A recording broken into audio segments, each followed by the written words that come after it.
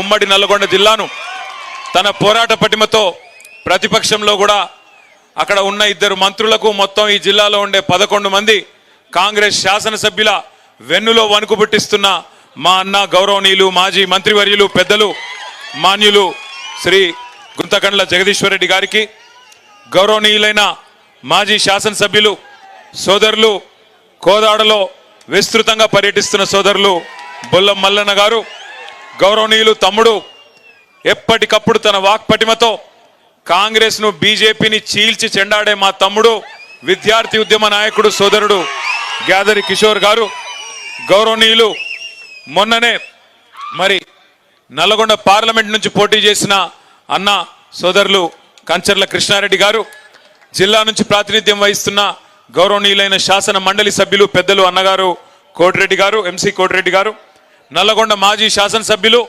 మొన్న దాదాపు ఒక 3 నెలల కింద అనుకుంటా నల్లగొండలో అఖండమైన ప్రదర్శన చేసి మొత్తం రాష్ట్ర వ్యాప్తంగా మరి సంచలనం సృష్టించిన సోదరుడు గౌరవనీయుడు మాజీ శాసనసభ్యుడు కంచర్ల భూపాల్ రెడ్డి గారు, హుజూర్ నగర్ నియోజకవర్గ సమన్వయకర్త పెద్దలు ఒంటెద్దు నరసింహారెడ్డి గారు, గౌరవనీయులు మునుగోడు మాజీ శాసనసభ్యులు సోదరులు కూసుకుంట్ల ప్రభాకర్ రెడ్డి గారు, గౌరవనీయులు పార్టీ జనరల్ సెక్రటరీ సూర్యాపేట వాసి, అదేవిధంగా సార్కు మొదటి నుంచి కేసీఆర్ గారికి అండగా ఉన్న మిత్రులు అన్న మాజీ కార్పొరేషన్ అధ్యక్షులు సోమా భరత్ గారు, అదేవిధంగా గౌరవనీయులు మిర్యాలగూడ మాజీ శాసనసభ్యులు పెద్దలు మల్లమోతు భాస్కర్ రావు గారు, అన్న డాక్టర్ చెరుకు సుధాకర్ గౌడ్ గారు, సోదరి జిల్లా పరిషత్ మాజీ చైర్మన్ సూర్యాపేట దీపికా యుగంధర్ గారు, అదేవిధంగా సూర్యాపేట మాజీ మున్సిపల్ చైర్పర్సన్ గౌరవనీయులు సోదరి శ్రీమతి అన్నపూర్ణమ్మ గారు, అదేవిధంగా సోదరులు మాజీ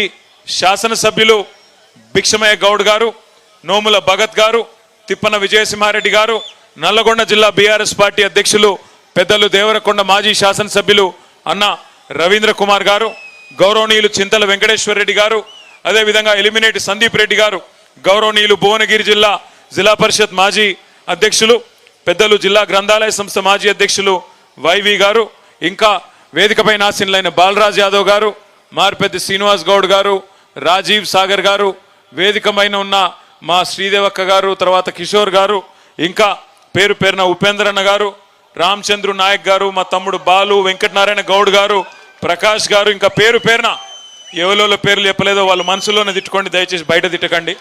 పేరు పేరున అందరికీ, వేదిక మీద ఉన్న మహా నాయకులందరికీ, వేదిక ముందుండి మరి రక్తం పంచుకొని పుట్టకపోయినా నా తోబుట్టువుల కంటే ఎక్కువైన మా అన్నదమ్ములకు ఆడబిడ్డలకు పార్టీ కోసం రక్తం దారపోస్తున్న మా ఆడబిడ్డలకు అన్నదమ్ములందరికీ పేరు పేరున హృదయపూర్వకంగా నమస్కారం. పత్రికా మిత్రులకు కూడా ప్రత్యేకంగా నమస్కారం. ఇదొక అరుదైన సందర్భం, ఒక ఉత్కృష్టమైన సందర్భం. తెలుగు రాజకీయాలు ఆంధ్రప్రదేశ్ తెలంగాణ కలిపి చూస్తే మన చరిత్ర సుదీర్ఘమైన చరిత్ర. ఈ దేశంలో చాలా కాలం దశాబ్దాల పాటు తెలుగు వాళ్ళను మద్రాసీలు అని పిలిచేది. కానీ దాన్ని మార్చిన నాయకుడు ఆనాడు ఒక పార్టీ పెట్టి తెలుగు వాళ్ళు కూడా భారతదేశంలో ఉన్నారు అని చెప్పిన నాయకుడు అన్న నందమూరి తారక రామారావు గారు. ఆ తర్వాత ఈ దేశంలో తెలంగాణ కంటూ ప్రత్యేకమైన అస్తిత్వం ఉన్నది, ఇక్కడ ఈ దేశంలో తెలంగాణ అనే పౌరుషాల గడ్డ ఉన్నది అని ఎలుగెత్తి చాటిన నాయకుడు మన నాయకుడు గౌరవనీయులు పెద్దలు కేసీఆర్ గారు అన్న మాట నేను గుర్తు చేస్తా ఉన్నా. నేను ఎన్టీఆర్ గారి పేరు ఎందుకు తీసుకున్నానంటే దానికి ఒక ప్రత్యేకమైన సందర్భం ఉంది. ఈ 76 ఏళ్ల భారతదేశ స్వాతంత్రానంతర రాజకీయ చరిత్ర చూస్తే 2 పార్టీలు, తెలుగు గడ్డ నుంచి పుట్టిన పార్టీలు విజయవంతంగా 25 ఏళ్ల పైచిలకు ప్రస్థానాన్ని కొనసాగించిన పార్టీలు 2. ఒకటి అన్నగారు పెట్టిన పార్టీ తెలుగుదేశం, సరే ఇవాళ అటుపక్కకి వెళ్ళిపోయింది, అక్కడే ఉంది. కానీ ఇక్కడ మళ్ళీ 2వ పార్టీ మన నాయకుడు ఎగిరేసిన గులాబీ జెండా నుంచి తెలంగాణ వారి గుండెల్లోంచి పుట్టిన పార్టీ మన పార్టీ బీఆర్ఎస్ పార్టీ. ఆనాడు ఇవాళ చాలా మంది చాలా మాట్లాడొచ్చు. జగదీష్ అన్న చెప్పినట్టు ఇలా ఎవడు పడితే వాడు, భూమికి 3 ఫీట్లు ఉన్నోడు కూడా చాలా మాట్లాడుతున్నాడు అసెంబ్లీలో. భూమికి 3 ఫీట్లు కూడా లేడు, కానీ మరుగుజ్జు వాడు కూడా మాట్లాడుతున్నాడు. మరుగుజ్జు అంటే నేను మరుగుజ్జులను అవమానిస్తలేను, రాజకీయ పిగ్మీ అంటున్నా. కేసీఆర్ మోకాలెత్తు కూడా సరిపోనోడు కూడా ఇవాళ ఓహో ఆహా అని చెప్పి గర్జిస్తా ఉన్నాడు. టైం ఎట్లొచ్చిందంటే గ్రామ సింహాలు కూడా సింహాల్లాగా ఎగురుతున్నాయి, వానపాములు కూడా నాగుపాములై బుసగొడుతున్నట్టు పోజులు కొడుతున్నాయి. అట్లాంటి పరిస్థితి వచ్చింది. కానీ ఒక్కసారి వెనకకి తిరిగి తొంగి చూస్తే 2001లో ఒక్కసారి మీకు అర్థం కావడానికి క్లుప్తంగా చెప్పే ప్రయత్నం చేస్తాను నేను. ఈరోజు ఇంతమందిమి, ఇంత పెద్ద బలగం సూర్యాపేటలో ఒక మీటింగ్, ఒక కార్యకర్తల సమావేశానికి వస్తే 4.5 కిలోమీటర్ల ర్యాలీ, ఎక్కడికక్కడ ప్రజలు బారులు తీరి ఏదో ఎలక్షన్లలో రోడ్ షో అయినట్టు ఎక్కడికక్కడ చేతులు ఊపుతూ ఇట్లా చూపెడుతూ అన్నా మళ్ళీ మీరే వస్తారు, తప్పకుండా మళ్ళీ మీరే గెలవాలని చెప్పి ఆశీర్వదించే పరిస్థితి 15 నెలలు తిరగకుండానే వచ్చింది. ఇంత పెద్ద సైన్యం ఇవాళ మనకు తయారైంది. కానీ 2001లో ఏంటిది పరిస్థితి? ఆనాడు కేసీఆర్ గారు పార్టీ పెట్టినప్పుడు ఏమున్నది కేసీఆర్ గారికి?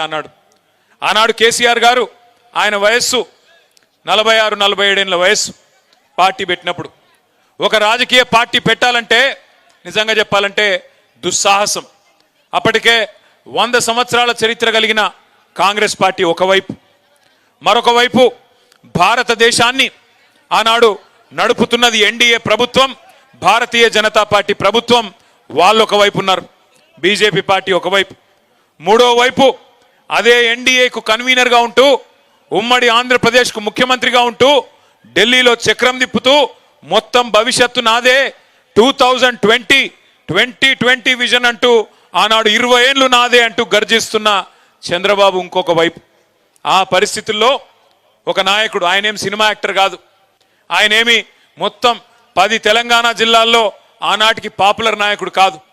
ఒక మంత్రిగా తెలుసు, ఒక రాజకీయ పార్టీ నాయకుడిగా తెలుసు తప్ప ఆనాడు ఒక సినిమా యాక్టర్ కాదు, లేదా ఒక అప్పటికే విస్తృతమైన ప్రజాదరణ కలిగిన నాయకుడు కాదు. అదే మాదిరిగా తెలంగాణ అనే అంశం కూడా అప్పటికే 30 ఏళ్ళు మరుగునబడ్డ అంశం. 1971లో ఎప్పుడైతే తెలంగాణ ప్రజా సమితి అనే పార్టీ మీద 14కి గాను 11 పార్లమెంట్ సీట్లు గెలిచి మళ్ళీ కాంగ్రెస్లో కలిసిపోయినారో ఆ తర్వాత ప్రజల్లో నమ్మకం చచ్చిపోయిన పరిస్థితి. తెలంగాణ సమాజమే మళ్ళీ తెలంగాణ వస్తుంది అంటే ఒక నమ్మకము లేని పరిస్థితుల్లో 2001లో గులాబీ జెండా ఎగిరేసి ఒక్కడుగా బయలుదేరి శూన్యం నుంచి సునామీ సృష్టించి తెలంగాణ సాధించిన మహానాయకుడు కేసీఆర్.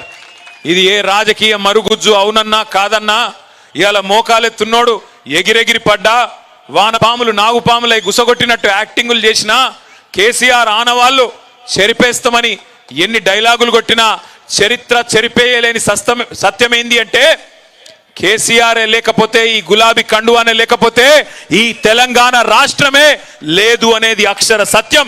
ఇది ఎవరు అవునన్నా కాదన్నా వాస్తవం. కేసీఆర్ గారు ఎంబడి నడిచిన ప్రజలు ఆఫ్ కోర్స్ లక్షల సంఖ్యలో నడిచినారు, ప్రజా సంఘాలు కలిసి వచ్చినాయి, విద్యార్థులు బలిదానాలు చేసినారు. కానీ కేసీఆర్ నడుం బిగించి మొదటి అడుగు వేయపోతే ఆ తర్వాత 14 ఏళ్ల చరిత్రనే లేదు. కానీ ప్రారంభించినాడు ఏముండే? మనీ పవర్ లేదు, మజిల్ పవర్ లేదు, కులబలం లేదు, ధనబలం లేదు, చూపెట్టే మీడియా లేదు. ప్రతికూల శక్తులన్నీ తెలంగాణ వద్దని కోరుకునే శక్తులందరూ హైదరాబాద్లోనే అడ్డాబెట్టి ఎట్లా నడుపుతావో చూస్తాం, తొక్కి పారేస్తాం నిన్ను అని ఒకవైపు హుంకరించడాలు, మకల ఉట్టింది పుబ్బల పోతుంది అని శాపనార్థాలు. ఈ రకమైన వాతావరణంలో ఒక్కడుగా బయలుదేరి ఆనాడు పెద్దలు జగదీశ్వర్ రెడ్డి గారి కొంతమంది మిత్రులు ఉమ్మడి నల్గొండ జిల్లా నుంచి కూడా ఆనాడు తనతో పాటు బయలుదేరి, విజయసింహారెడ్డి గారు ఇట్లా కొంతమంది మిత్రులు, భరత్ గారు, వీళ్ళు బయలుదేరి కొంతమంది ఆనాడు ఆయనతో పాటు ప్రయాణం ప్రారంభించినారు. ఒక్కొక్క అడుగే మరి వేసుకుంటూ 14 ఏళ్ళు. నిజంగా చెప్పాలంటే 25 ఏళ్ల టీఆర్ఎస్ పార్టీ చరిత్ర, బీఆర్ఎస్గా ఈరోజు ఉన్నాం. చరిత్ర చూస్తే 3 పాత్రల్లో కూడా విజయవంతమైన ఒకే ఒక్క పార్టీ భారతదేశంలో మన పార్టీ మాత్రమే. మొదటి 14 ఏళ్ళు ఉద్యమ పార్టీగా విశ్వరూపాన్ని చూపెట్టి భారతదేశానికే, దేశంలోని అన్ని వర్గాల ప్రజలకు ప్రజాస్వామ్యబద్ధంగా తమ కోరికలు నెరవేర్చుకోవచ్చనే ఒక అద్భుతమైన ఉద్యమ రూపాన్ని ఆవిష్కరించిన పార్టీ ఉద్యమ పార్టీ టీఆర్ఎస్. ఆ తర్వాత 10 ఏళ్ల పాటు అధికారం ఇస్తే పేదల కోసం ఎట్లా పనిచేయొచ్చు, ప్రజల కోసం ఎట్లా పనిచేయొచ్చు, స్వల్ప కాలంలోనే అన్ని అనుమానాలు పటాపంచలు చేస్తూ భారతదేశంలోనే నంబర్ 1 రాష్ట్రంగా ఎట్లా నిలపొచ్చు అని చూపెట్టిన నాయకత్వం కేసీఆర్ నాయకత్వం. అదేవిధంగా 15 నెలల కిందట అధికారం పోయింది, ప్రతిపక్ష పాత్రలోకి వచ్చినాం. ప్రతిపక్షంలోకి వచ్చిన తర్వాత ఇవాళ చిట్టినాయుడు ఏం చెప్తున్నాడు, టీవీలలో అటో చెంప ఇటో చెంప వాయిస్తున్నారు. నన్ను కూర్చోనిస్తలేరు, కుర్చీలో కూర్చున్నానో లేదో నన్ను బతకనిస్తలేరు అంటే ప్రతిపక్ష పార్టీగా కూడా ఇవాళ ప్రజల పక్షాన ఎలుగెత్తి పోరాడుతున్నది అసెంబ్లీలో కానీ బయట కానీ ఒకే ఒక్క పార్టీ బీఆర్ఎస్ పార్టీ మాత్రమే. ఒక్క మాటలో చెప్పాలంటే ఇవాళ ప్రతి తెలంగాణ బిడ్డకు గుండె ధైర్యం ఈ గులాబీ జెండా అనే మాట గంటా పదంగా మనందరం గర్వంగా చెప్పుకోవచ్చు. అట్లాంటి ఈ గులాబీ జెండా ఎగిరి 24 ఏళ్ళు నిండి 25వ సంవత్సరంలోకి వచ్చే నెల 27 తారీఖు నాడు అడుగుపెట్టబోతా ఉన్నాం. ఇవాళ మనకు ఉద్యమము కొత్త కాదు, అధికారము కొత్త కాదు, ప్రతిపక్ష పాత్ర కొత్త కాదు. కానీ ఇవాళ మనకు తిరిగి అధికారం కావాలని కోరుకోవడం మన కోసం కాదు. నేను 10 ఏళ్ళు మంత్రిగా పనిచేసిన, జయేశ్వర్ రెడ్డి గారు 10 ఏళ్ళు చేసినారు. ఈ వేదిక మీద కూర్చున్న వాళ్ళందరూ ఎమ్మెల్యేలు అయినారు, జెడ్పీ చైర్మన్లు అయినారు, ఊహించకుండా ఎమ్మెల్సీలు అయినారు, రకరకాల పదవులు వచ్చినాయి, జెడ్పీటీసీలు అయినారు, మున్సిపల్ చైర్మన్లు అయినారు, రకరకాల పదవులు వచ్చినాయి. ఇవాళ బీఆర్ఎస్ పార్టీ కొట్లాడుతున్నది, బీఆర్ఎస్ పార్టీ తిరిగి కావాలని కోరుకుంటున్నది అధికారం మన కోసం కాదు. ఆనాడు టీఆర్ఎస్ పుట్టుక చరిత్రలో ఒక అనివార్యమైన పరిస్థితిలోంచి వచ్చిన ఒక సందర్భం. ఇవాళ కూడా తిరిగి బీఆర్ఎస్ కు అధికారం కావాలని కోరుకోవడం మన కోసం కాదు, తెలంగాణ కొరకు ఒక చారిత్రక అవసరం ఖచ్చితంగా ఉన్నది. ఈ కర్కశ కాంగ్రెస్ పాలనను ఖచ్చితంగా మళ్ళీ వీళ్ళ పీడను వదిలించాలంటే గులాబీ జెండాతోనైతే తప్ప ఇంకో జెండాతోని కాదు అనే మాట ఇవాళ ప్రజలు గుర్తించినారు. అందుకే ఎక్కడ పోయినా ఈ 15 నెలల్లో, ఎక్కడికి పోయినా ఈ 15 నెలల్లో సరే మనం దెబ్బతిన్నాం, అసెంబ్లీలో ఓడిపోయినాం, ఉమ్మడి నల్గొండ జిల్లాలో ఒక సూర్యాపేట తప్ప 11 స్థానాలు కోల్పోయినాం. పార్లమెంటుకు పోయినాం, పార్లమెంట్లో 2కి 2 సీట్లు ఓడిపోయినాం. మొత్తం రాష్ట్ర వ్యాప్తంగా 1 సీటు కూడా రాలేదు. చాలామంది అన్నారు అయిపోయింది, వీళ్ళ పని అయిపోయింది, ఇక ఉన్న ఎమ్మెల్యేలు వెళ్ళిపోతారు, ఎమ్మెల్సీలు వెళ్ళిపోతారు, అసలు పార్టీయే మూతపడుతుంది అనే మాట కూడా మాట్లాడినారు. కానీ ఒక ఫినిక్స్ పక్షి కదా, ఎట్లా లేసి మళ్ళీ ఆకాశాన్ని అందుకునే విధంగా అద్భుతంగా తన పోరాట పటిమతోని ముందుకు సాగుతుందో అదే విధంగా ఇవాళ కదం దొక్కి అటు కాంగ్రెస్ కు ఇటు బీజేపీకి కాలరాత్రులు చూపెడుతున్న మీ అందరికీ హృదయపూర్వకంగా తలలు వంచి శిరస్సు వంచి నేను నమస్కారం చేస్తా ఉన్నా. హైదరాబాద్లో ఉన్న మేము ఒక్క పిలుపునిస్తే, ఒక్క నిరసన కార్యక్రమానికి పిలుపునిస్తే ఇవాళ క్షేత్రస్థాయిలో కేసులు పెట్టినా, ఎవడు బెదిరించినా, ఎవడు ఏమన్నా భయపడకుండా పోరాడుతున్న మీ అందరికీ హృదయపూర్వకంగా